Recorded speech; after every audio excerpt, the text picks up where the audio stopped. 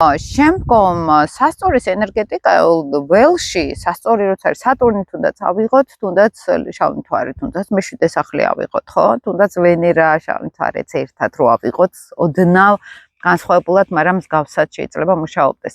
ენერგეტიკულ ველში რო შევალთ, აი მე რო ავიღოთ და წინ სხვები, ხო? საზოგადოება.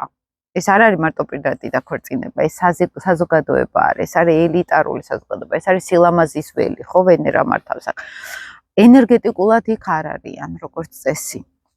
შინაარსში არ არიან პარტნიორთან, არიან რაღაცნაირად თავის, ან ოპოზიციურ ენერგიაში ვარდებით, ხო? ესეც საზოგადოება, არა, მე მარტო უნდა ვიყო, ან საზოგადოებაში რომ მიდივარ, ამ მეს ვკარგავ.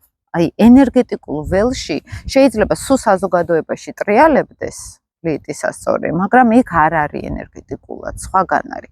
ეხლა რატო შეიძლება რომ არ ვიყოთ ენერგეტიკულად? აი საზოგადოება მაგალითად რემარკის შავი მთვარე სასწორში ყავდა და სულ მაღალ საზოგადოებაში ტრიალებდა და ტიტული იყიდა მან, რომ აი თითქოს ტიტულით შესულიყო საზოგადოებაში. თან სულ ესეთი ელიტარული ლამაზი ქალები მოწონდა, ხო? და მთელი მისი წიგნები ეს რაღაც სასიყვარულო ჟანრის დრამატიზმი იყო აი ამ ენერგიაზე, ხო, მორგებული და სხვადასხვა რიჩარდ ბახს აქვს ერთი ლიტის სასწორი იყო ისიც და აქვს ძალიან საინტერესო რომანი პირად ურთიერთობებზე, სადაც ის მისი აგრესიები, მისი ნეგატივები ჩანს პირად ურთიერთობაში და გარკვეულწილად მის შავ მთვარე სასწორს მუშაობდა მან, ხო, ეს რასაც უხებდა იმაზე მუშაობდა ხოლმე. რემარკსაც ეს ქონდა რომ ის იყო, სულაც არ ჭირდებოდა მას არც ტიტული, არც სტატუსი, არც საგვარეულო ნუსხა, ხო?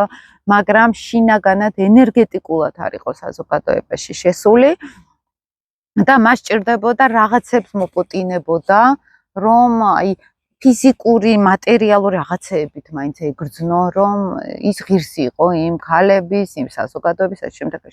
აი ეს არის ენერგეტიკულად, რომ არა ვართ იქ, ამ დროს ფიზიკურად შეიძლება ვართ, იმ იმიჯს ვიქმნით, რომ იქ ვართ, მაგრამ არ ვართ, ხო, სინამდვილეში და